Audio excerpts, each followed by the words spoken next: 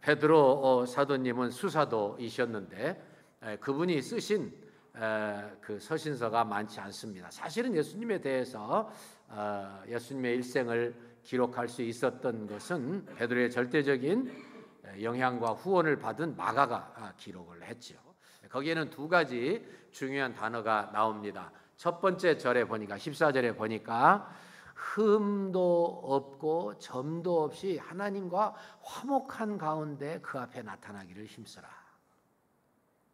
지금 베드로 사도는 하나님 앞에서 마지막 인생을 살아가면서 사랑하는 이 성도들, 베드로 사도님의 사랑을 받고 섬김을 받던 모든 성도들을 어찌하든지 본인이 준비하고 순교를 당하면서도 하나님 앞에 마지막에 흠도 없고 점도 없이 하나님과 하나 되어 그 앞에 설 수 있는 것처럼 여러분들 다 그렇게 되시기를 꼭 바랍니다.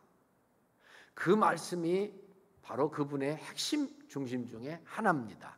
그래서 첫 번째로는요, 그분의 교훈을 본받아서 여러분들과 저도 이제 얼마 남지 않은 생에 다 잘 보내고 하나님 앞에서 흠도 없고 점도 없고 흠도 없이 하나님과 화목한 가운데 그 앞에 영광스럽게 서시기를 주의 이름으로 축원해 드립니다. 사실 이 마지막이 제일 중요한 것 같아요. 여러분들 편지 쓰실 때에 마지막이 제일 중요하시잖아요. 네, 어쩌면 편지 내용을 한 번 더 요약해서 내가 이 쓴 편지 알지? 중요한 것은 이거야 한 번 더 말씀하실 수도 있고, 혹시 빼놓은 거 있으면 이거 내가 꼭 너한테 이야기했어야 되는데 잊어버렸다. PS, 포스트스크립트, 첨가. 그래서 빠뜨리지 않는 그 정성이 거기에 쏟아지는 게 사실이에요. 흠이 없고 점이 없다는 말이 무슨 말입니까? 점이 없고, 영어로 하면 spotless, 점이 없고, 흠이 없다는 말은 blameless. 그러니까 아무런 조그마한 이런 더러운 것이나 그런 것들도 없고, 그리고 나무랄 것도 없이 정말 온전한 가운데 하나님과 화목한 가운데서 하나님 앞에 영광스럽게 서기를 원한다. 인생 아무리 생각해도 짧다. 정말 짧은 거야. 이 짧은 세상에 우리 정신 뺏기지 말고 흠도 없고 점도 없이 하나님과 이 땅 위에서도 화목되게 살다가 그 화목한 하나님 사랑의 아버지 앞에서 영광스럽게 서기를 바란다. 그 말씀을요, 가만히 생각하니까 베드로 전서와 통하는 말씀인 것으로 생각이 되어졌습니다.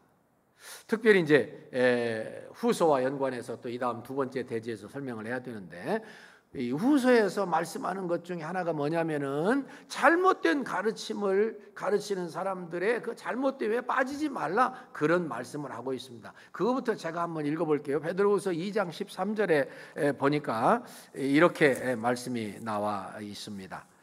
베드로후서 이제 얼마 전에 살펴본 2장의 그 거짓 선지자들 스승들의 말씀하면서 이렇게 말씀을 하고 있습니다.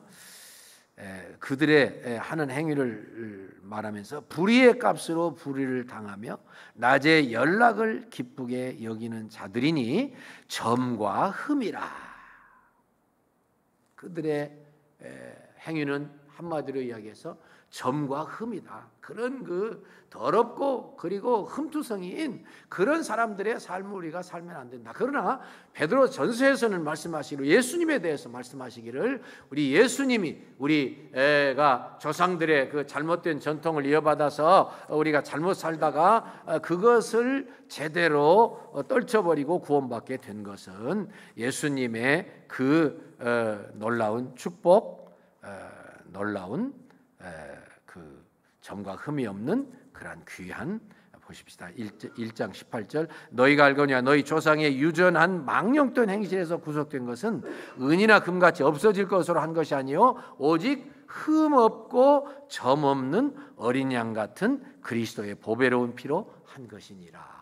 요약해서 점이 없고 흠이 없는 깨끗한 그런 삶을 예수님의 구속의 그 어린 양의 모습 속에서 우리에게 격려해 주고 있습니다. 베드로전서를 여러분들이 다 들으셨는데 무슨 생각이 나시나요? 네, 방금 그 말씀 1장에서 우리가 주제를 뽑을 수 있고요. 그 다음에 쭉 지나가면서 무슨 생각이 우리의 머리에 떠오르냐면은 2장에 넘어가니까 우리는 택하신 족속이요 왕같은 제사장들이요 그의 소유된 백성이요 그의 거룩한 나라다. 그래서 우리는 전혀 이 땅에서의 삶과 신분과 전혀 다른 삶을 살 수밖에 없는 하나님의 엄청난 복을 받은 사람들이다. 3장에서 보니까 남편과 아내에 대해서 말씀을 하시면서 아내들에게 너희들은 정말 남편에게 순종하고 너희 단장을 속 사람을 단장해서 깨끗하게 단장하고 사라를 본받아서 순종하도록 하여라. 남편들은 아내들을 더욱 사랑하되 그들에 대한 지식을 따라서 사랑하고 살기를 바란다. 4장에 보니까 만물의 마지막에 가까웠으니 그러므로 너희는 근신하고 정신을 차리어서 기도하기에 힘쓰라. 무엇보다도 서로 사랑할지니 열심으로 사랑할지니 사랑은 허다한 죄를 덮느니라. 마지막 5장에서는 다시 한번 근신하라 깨어라 너희 대적 마귀가 두루다니며 삼킬 자를 찾나니 그 앞에서 정신 차리고 그대에게 삼킴 받지 말기를 바란다. 이 다섯 그 장에서 말씀한 바를 잠깐 생각해 보니까 우리는 하나님 앞에서 받은 은혜가 너무나 크고 너무 엄청나고 우리의 신분이 완전히 달라지고 하나님과 하나 되어 있기 때문에 내가 생각하는 것이 내가 말하는 것이 내가 행동하는 것이 하나님의 영광과 직결되어 있고 하나님의 나라를 확보하고 더 성장시키는 그러한 일과 관계됐기 때문에 우리는 정말로 잠시도 한눈을 팔 수가 없다는 것을 깨닫게 됩니다. 그래서 하나님 앞에서 점과 흠이 없다고 하는 것을 늘 생각할 때에 우리의 삶이 어떻게 되어야 될까? 그리고 그것을 내가 실천할 때 어떻게 해야 되겠는가? 깨닫게 되어지는 것이죠. 군대 생활을 하면서 훈련을 받을 때에 장교 후보생들에게 계속해서 교관들이 육군은 소대장이고 저희는 이제 구대장이라고 그러는데 공군들은 계속해서 하는 말이 우리에게 반복을 시키는 게 있어요. 저군들 따라서 하세요. 나는 장교다. 나는 장교다. 나는 장교다. 계속 반복하게 해요. 그러니까 여러분들이 이제 훈련받고 장교가 될 텐데 시시하게 굴지 말라.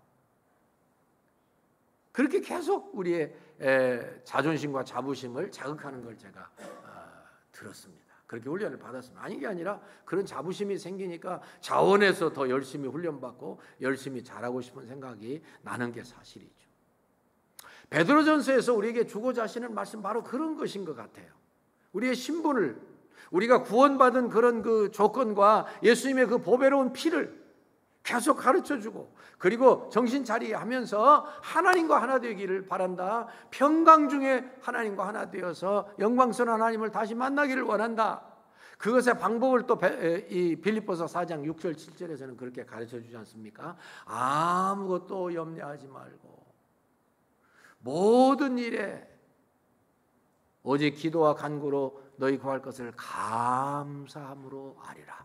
감사함으로 하리라. 참 어려운 이야기예요. 사실은 무슨 감사가 나와요? 안 나올 때도 많이 있죠. 아무리 생각해도 감사가 안 나올 것 같은데 그래도 하나님은 우리에게 명령하셨어요. 어떠한 조건 형편을 만나든지 감사함으로 하나님께 하리라. 그리하면 모든 지각에 뛰어난 하나님의 평강이, 그 말은 beyond understanding, 상상할 수 없는 우리의 상상을 초월하는 그러한 평강이, 평화가 너의 마음과 예수 그리스도 안에서 너의 마음과 생각을 지키시리라. 우리에게 평강을 주신다 그 말이에요. 감사하면, 억지로라도 감사하면, 많이 배우셨으니까 제가 더 강조할 필요 없잖아요. 그렇게 살다 보면 하나님 앞에서 우리의 삶이 하나님과 하나 돼 있고 하나님과 평화를 누리고, 그 평화를 누리는 삶이 곧 환난을 이기고 시험을 이기고 순교를 이기는 길이에요. 계속해서 바울 사도에 대해서 그런 말씀을 하고 있지 않습니까? 이런 말씀을 바울 사도도 했는데 그런 말씀을 가만히 읽어보니까 그게 무슨 뜻이냐면은 벌써 바울 사도의 그 편지가 하나님 은혜 가운데 성령님의 역사로 정경으로 받아들여지고 있었다. 그런 걸 얼마든지 엿볼 수 있는 그런 말씀입니다. 벌써 성경이 신약도 정경화돼 가고 있었지요. 말씀하기를 바울 사도도 그렇게 나랑 같이 내세에 대해서 말세에 대해서 자세히 가르쳐주고 있는데 그것도 억지로 풀다가 잘못된 경우들도 많이 있으니 조심하고 제대로 이해하기를 바란다. 제가 말세에 대한 것도 말세에 대한 거지만 그의 신학에 가장 오해되기 쉬운 부분을 하나 같이 소개하고 싶은 생각이 있었습니다. 그건 뭐냐면 이신득의 믿음으로 구원받는데 그렇다고 해서 이제 믿음으로 율법 지키는 것이 아니라 믿음으로 구원받았으니 마음대로 행동해도 좋다는 것이 참 누구나 유혹받기 쉬운 그러한 유혹이에요. 잘못된 가르침이에요. 지금도 그렇게 하고 있어요. 그래서 그들을 구원파라고 그래요. 뭐 구원받은 것을 강조하는 것까지는 좋은데 그 다음에는 자기들 마음대로 살아도 된대요. 이런 이단이 어디 있습니까? 큰일 납니다, 여러분. 그래서 그것을 계속 깨부수고 고치고 하느라고 야고보 선생님께서도 예수님의 동생 야고보 선생님께서도 맨 먼저 편지를 쓰면서 영혼 없는 몸이 죽은 것처럼 행함 없는 믿음은 죽은 것이다. 그렇게 선언하고 계시는 거예요. 자, 두 번째 대지는 마지막 부분에 나옵니다. 뭐라고 나옵니까? 맨 마지막 부분에는 예수 그리스도의 은혜와 저를 아는 지식에서 자라가라. 자라가라는 거예요. 두 번째 대지는 자라가라는 거예요. 그러니까 이것을 자꾸 연구하고 준비하고 생각하고 묵상하고 하는 동안에 무엇을 깨닫냐면요, 이것은 어마어마한 노력이 필요한 명령이에요. 많은 분들이 믿음으로 구원받습니다. 맞습니다. 행위로 하려고 자꾸 하고 그렇게 해서 사람들을 양심에 가둬놓고 불확신에 확신 없는 데 가둬놓는 그런 가톨릭의 잘못된 가르침을 깨부수기 위해서라도 믿음을 강조하는 건 너무나 당연한 거고 성경의 가르침이죠. 그런데 그것을 너무 강조하다 보면 아무 행동도 안 따르는데 나는 구원받았네, 잘못 알고 있는 사람들이 생각보다 많아요. 그래서 우리 선임 장로님부터 여러분들이 통탄하게 생각하시고 하나님 앞에서 그렇게 살면 안 된다고 그렇게 생각하시고 실천하시고 가르치고 계시는 거 아닙니까? 여기 말씀에 보니까는요, 그 말씀이 너무 명명백백해요. 너무 명명백백해요.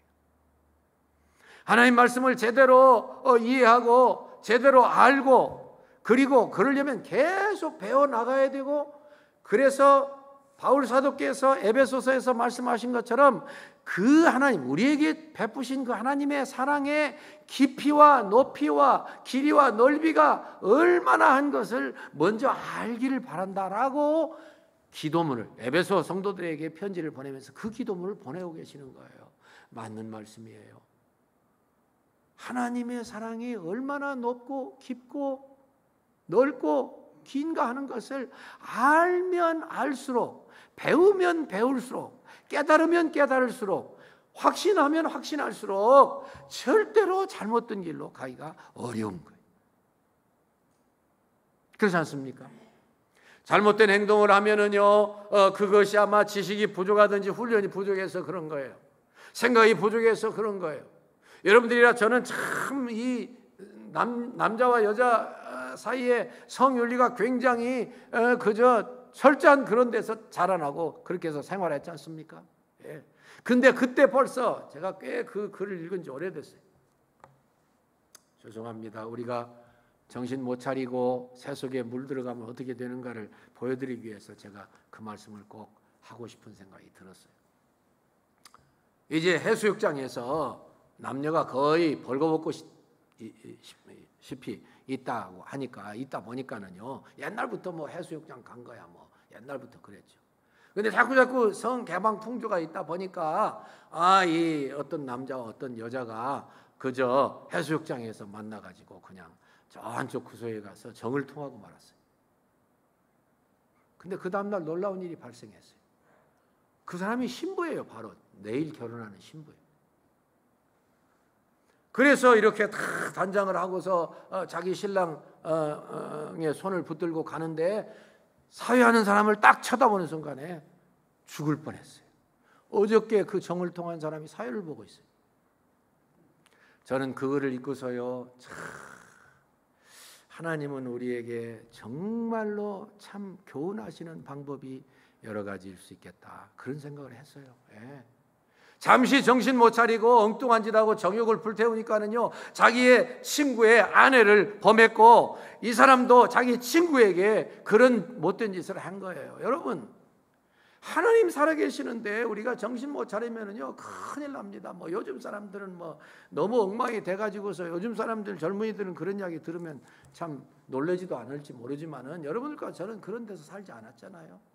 잠시 정신 못 차리고 그리고 한눈 팔고 세속을 따라가다 보니까는요 이런 어마어마한 일이 일어났어요. 왜 그래요? 예수님 믿고 나서 계속 배우는 일을 게을리하니까 그래요. 예수님이 누구신지, 하나님이 어떤 분이신지, 그분이 나를 위해서 어떤 일을 행하셨는지, 나의 일생에 대해서 어떤 계획을 가지고 계시며 나를 연단하시고 훈련하시고 이끌고 그리스도의 거룩한 모습에 동참시키시기 위해서 어떻게 하고 계시는지 자꾸 배워야 우리가 그런 짓을 하지 않잖아요.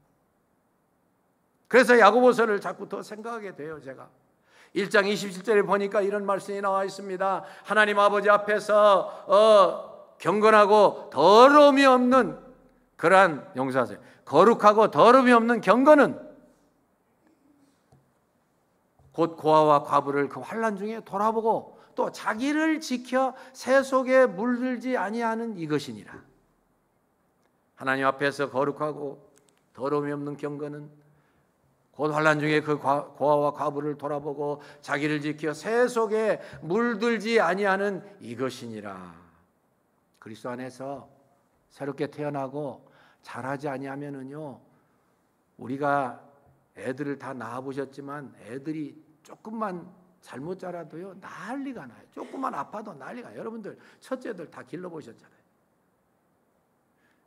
세상에서 내 아이만 잘하는 것 같고 내 아이만 웃는 것 같고 다 그러다가 애가 좀 잘못되면은 아무것도 아닌데 소아과 의사 선생님이요 거의 항상 데려가면 웃으셔요. 아, 그냥 놔두세요. 그냥 놔면 낫습니다. 제가 무슨 말씀하고 싶어 그러냐면, 그렇게 정성과 사랑을 가지고 우리 자식들은 자라야만 되는 거 알고, 또 유치원도 가고 초등학교도 가고 중학교 고등학교 가면서 계속 잘 자라야 되는 거 알면서 내가 내 영혼에 대해서는 관심이 많지 않아요. 그만큼 내 영혼에 대해서 관심이 그렇게 많지 않아요. 그것이 문제예요. 여러분, 내가 예수 그리스도를 나의 구주와 주님으로 영접한 다음에 자라지 않으면 그것은 대단한 불행한 일이고 비정상적인 것이고 올바로 신앙생활을 할 수 없는 거예요. 그래서 이것을 바꾸어서 내가 제대로 자랄 때에 그리스도 안에서 자라갈 때에 하나님의 모든 복을 다 깨닫고 누리고 전파하게 되는 거예요. 요즘 여러분들 잘 아시는 것처럼 대신방 기간 아닙니까? 그런저런 이유 때문에 그저 생신도 축하해드리고 기도도 해드리고 또 만나서 대화도 하고, 제가 요 근래 되어진 일 중에 2가지를 배웠어요. 그것은 뭐냐면은 우리 연세 많으신 장로님 중에 한 분이 이렇게 생신을 당하셔서 예배드렸는데, 그곳에 오신 분이 이 연세 많으신 분보다 6살이나 많으셔. 89세이셔요. 근데 그분이 생각보다요 얼마나 기억력도 좋으시고 건강하시고 그냥 대단하셔요. 그래서 가만히 말씀을 들어보니까 그분은 끊임없이 노력하고 계셔요. 끊임없이 머리를 쓰고 계셔요. 다 아는 이야기지만 정말 계속 책을 읽으시고 아직 그 연세에 계속해서 연구하시고, 더구나 이제 그분은 경부 고속도로를 설계하신 분이니까 설계사셔요. 디자이너. 그러니까 더 그러실 수 있겠지만 끊임없는 그 노력을 보고서 제가 깨달은 바가 있었어요. 또 최근에 또 말씀을 나누는 가운데 제가 깨달은 게 있었습니다. 그건 뭐냐면 이 이민 생활 잘못하면 큰일 나잖아요. 정말 참 미리 와서 다 자리 잡고 영어를 유창하게 하면서 다 이렇게 자기 부모 조부모 때부터 딱 안정된 이 백인들과의 경쟁에서 우리가 정신 못 차리면은 그냥 탈락하잖아요. 망해버리잖아요. 그래서 정신 차리고 진짜 정말 세밀히 이거저거 살피고 판단력을 또 하나님께로부터 부여받고, 그래서 이 아메리칸 드림, 내가 일단은 잘 살아야 되겠다, 내가 내 자식들 잘 길러야 되겠다, 내가 성공된 그런 그 수준에서 내가 먼저 이 육신의 삶을 잘 살아야지 하기 위해서 얼마나 고민하고 생각하고 살피고 상황도 분석하고 결단하고 죽어라고 그렇게 인생을 투자한 그런, 여러분들 뭐 다 그러셨겠죠. 그게 그냥 되어지는 일이 아닌 것을 다시 깨닫습니다. 여러분, 우리가 그 일을 이루기 위해서도요, 때로서는 밤잠을 못 잡니다. 때로서는 관심을 가지고서 정말 생각을 많이 합니다. 돌아다니면서 기회를 구하고 이것저것 분석합니다. 그러지 않은 분 누가 계셔요? 우리가 이민자로서 그렇게 하지 않으면 이 땅에서 어떻게 정착하고 이 생활을 해나갈 수 있어요? 여러분들 가운데는 그러신데도 불구하고 뭐 탑 1%에 소속되는 그 엄청난 성공을 이룬 분도 계시죠. 그냥 된 거 아니잖아요. 남들이 상상할 수 없는 노력을 하셨잖아요. 제가 생각을 해봤습니다. 그런 노력을 했다고 한다면은 이것은 우리의 영적인 생활과 너무나 똑같은 거 아닌가? 우리의 영적인 삶이 하나님이 원하시는 수준이 있고, 그것을 위해서 당신께서 희생하신 것이 있고, 그리고 우리에게 내가 원해서가 아니라 하나님이 원하셔서 선택하셔서 우리의 수준이 이런 거고, 우리의 삶이 이런 거고, 너희들이 이렇게 살면 이렇게 행복할 거야, 이렇게 성공할 거야, 육신생활도 마찬가지로 함께 따라올 거야, 너무나 자세히 가르쳐 주셨어요. 그런데 과연 우리가 육신의 삶에 절대로 실패가 있을 수 없고, 육신의 삶에 잘못됨이 있을 수 없고, 하는 것을 신경을 써서 집중을 해서 생각하면서 기도하면서 노력한 만큼 영적인 삶에도 우리가 같이 노력하고 계시는 거죠. 분명히 그렇죠. 그렇게 해야 된다는 거예요. 그렇게 해야 된다는 거예요. 정말 열심히 살고 남에게 뒤떨어지고 싶지 않아서 몸부림치는 것처럼 특별히 영적인 삶에 그렇게 하면 반드시 하나님의 약속하신 축복이 다 주어진다는 거예요. 너희는 먼저 그의 나라와 그의 의를 구하라. 그러면 이 모든 것, 먹을 것, 쓸 것, 입을 것, 자식들 교육시키는 것 다 너희에게 더하시리라. 영원히 변함없는 하나님의 말씀입니다. 많은 분들이 이미 체험하셨습니다. 혹시라도 부족하십니까? 곰곰이 생각합시다. 내가 과연 어디에다가 더 많은 시간을 투자하고 있는가? 마지막 베드로 사도 베드로후서 마지막 부분에 성령님은 그를 감동시키셔가지고서 오직 주 곧 구주 예수 그리스도의 은혜와 저를 아는 지식에서 자라가라. 영광이 이제와 영원한 날까지 저에게 있을지어다. 자라가거라. 자라가는 일에 있어서 노력을 기울이지 않으면 되는 게 아무것도 없습니다. 자라가야 되는 거, 이 원칙을 벗어나서 함부로 해도 되는 건 아무것도 없습니다. 자라가지 아니하면 우리의 자식들 자라지 않으면 어떻게 됩니까? 탈락되고 질병에 걸린 것으로 판단할 수밖에 없고 난리가 나겠죠. 그래서 그리스도의 장성한 분량까지 이르도록 바울사도를 통해서 하나님은 권면하고 계십니다. 에베소서 1장부터 3장까지는 이 교리에 대해서 또 말씀합니다. 4장부터 실천에 대해서 말씀하는데 13절부터 이렇게 말씀하고 있습니다. 우리가 다 하나님의 이름을 믿는 것과 아는 일에 하나가 되어 온전한 사람을 이루어 그리스도의 장성한 분량이 충만한 데까지 이르리니, 그게 목표라, 그런 뜻이에요. 이는 우리가 이제부터 어린아이가 되지 아니하여 사람의 괴술과 간사한 유혹에 빠져 모든 교훈의 풍조에 밀려 요동치 않게 하려 함이라. 오직 사랑 안에서 참된 것을 하여 범사에 그에게까지 자랄지라. 그에게까지, 예수님에게까지.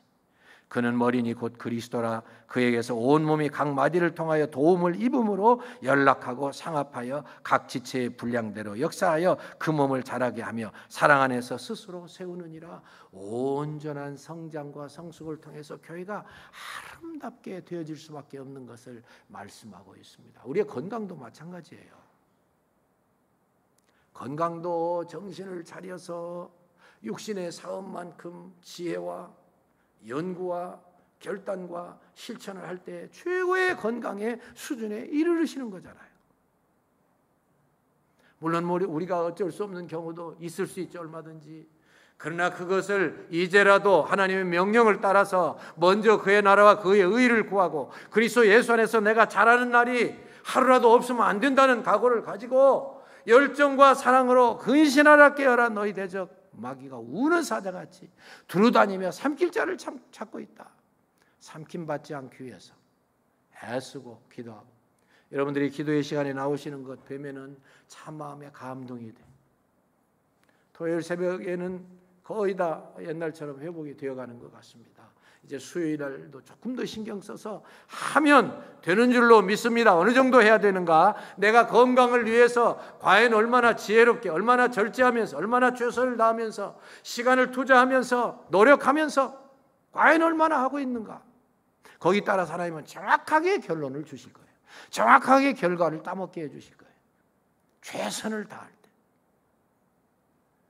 다시 말씀드리지만 물론 그러지 못할 때도 많이 있죠. 그러나 아직도 주님은 우리에게 주신 약속이 변하지 않습니다. 예. 먼저 하나님의 나라와 의를 구하라. 그러면 이 모든 것, 건강 문제도 거기에 소속되는 거예요. 더하게 하시리라. 주님 안에서 우리는 새 출발을 할 수 있습니다. 반드시 할 수 있습니다. 주님 안에서 믿음을 가지고 또다시 주님의 권능과 기적을 바라보고 믿고 체험하면서 최선을 다하는, 기도에 최선을 다하는 거, 다 그것도 우리가 노력하는 거 아니에요? 노력이 없이 구원받을 수 없다고 하면은 저보고 이단이라고 할지 몰라도 성경의 가르침은 바로 그렇습니다. 노력이라는 거 노력만 가지고 된다고 하지 않았어요. 믿음으로 하지만 노력이 없이는 절대로 믿음이 완성될 수 없습니다. 한 말씀 드리고 말씀을 마칩니다. 여러분, 인생의 삶에 있어서 영화라고 하는 것은 우리에게 많은 영향을 끼치는 게 사실이에요. 네. 저도 고등학교 졸업하고서 부모님 위에 형 누나 다 가르치고 그래야 되니까 너무 급하시고 어려우시니까 제가 또 신학하는 거 별로 안 좋아하시니까 고등학교 졸업하고 저도 서울로 올라와서 혼자 고학하고 정말 고생 많이 했습니다. 그래서 그때부터 저도 의지력을 가지고 하지 않으면 아무것도 할 수 없었습니다. 그래서 그랬는지 제 일생에 제일 좋아하는 영화가 둘이 있습니다. 한번 소개해드린 것 같은데, 하나는 빠삐용입니다. 또 하나는 스파르타쿠스. 둘 다 남성들로서 의지의 사나이로서 아무것도 없는데 노력을 통해서 인생을 정말 전환시키고 성공시킨 데서 가장 필요한 영화들이라고 생각했어요. 지금도 저는 스파르타쿠스 볼 때예요. 누가 스파르타쿠스냐? 이 로마 정복군이 나와가지고 스파르타쿠스 죽이겠다고 그럴 때요, 노예들이 다 일어나서 I am 스파르타쿠스, I am 스파르타쿠스. 저는 그 감동을 지금도 잊을 수가 없어요. 그만큼 의리를 투합해서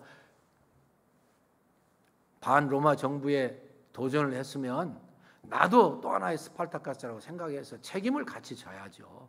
그렇게 되는 사회를 누가 무너뜨리겠어요? 또 하나 빠삐용. 그분의 그 끊임없는 의지력, 저는 평생 잊을 수가 없습니다. 근데 이분의 영화를 보면은요, 무슨 장면이 나옵니까? 자기는 억울하게 살인의 누명을 썼기 때문에 반드시 그것을 벗어나겠다는 거예요. 그래서 어마어마한 노력을 기울이고 기가 막힌 그 탈출의 여정을 도모하고 실천하다가 다시 붙들려서 이제는 완전히 다시는 탈출할 수 없는 독방에다 가둬버려요. 갈수록 절망입니다. 아무것도 기대할 수 없습니다. 그런데 놀라운 거는요, 그분이 그곳에 갇혀가지고, 이 실화를 배경으로 해서 만든 영화잖아요. 그곳에 갇혀가지고 아무런 희망이 없을 때 그에게서요, 꿈에 저 지평선에 검사가 나타나요. 자기를 어큐즈했던 검사가 나타나요. 그래서 빠삐용이 꿈인지도 모르고 막 도전합니다. 검사님, 나는 절대로 살인하지 않았습니다. 그러니까는 검사가 대답을 합니다. 맞지, 당신 살인하지 아니했지. 근데 당신은 살인보다 더 무서운 죄를 짓고 있어. 깜짝 놀랐습니다. 뭐요? 무슨 죄를 내가 지었습니까? 당신은 당신의 인생을 낭비하고 있어. 너무 놀란 거예요, 이 사람이. 어쩌면은 제가 이제 오래돼서 다 기억은 안 나는데 독방에서 이제 하다 지치니까 인생을 탈출을 포기하려고 했을지도 몰라요. 근데 그것을 검사가 깨우쳐 준 거예요. 제가 영어로 한번 읽어보겠습니다. Yours is the most terrible crime a human being can commit. I accuse you of a waste life. 그래야 그때부터 정신 차려가지고 전 지금도 잊지 않는 게 그 독방에서 창에 이렇게 보면은요 기어가는 무당벌레 같은 걸 잡아먹어요. 너무 배고프고 영양이 공급이 안 되니까는요 저는 그때 알았어요. 아, 사람이 극단에 다다르게 되면 그것도 영향이 되는가 보다. 아, 무시무시한 영화입니다. 근데 아마 그가 끝까지 마지막까지 포기하지 않은 것은 그때 꿈에서 보았던 검사의 말 때문에 그 인생을 그렇게 낭비하지 않은 것 같아요. 당신은 인생을 낭비하는 죄가 더 큰 죄야. 여러분 어떻게 생각하십니까? 우리는 인생을 낭비하고 있지 않습니까? 혹시라도 그러지 않겠죠? 네. 그러는 분들은 아마 이민생활 다 못하실 거예요. 예. 낭비하고 있지 않습니다. 그러나 우선순위를 바로 설정해서 하나님 앞에서 하나님의 약속을 붙들고 한번 인생을 다시 도전하는 거예요. 먼저 하나님의 나라와 하나님의 의를 구하라. 그래야면 이 모든 것을 너에게 더하시리라. 여러분들과 저의 놀라운 사순절의 교훈이 되고 놀라운 체험과 간증이 되어지게 되시기를 주님의 이름으로 축원합니다.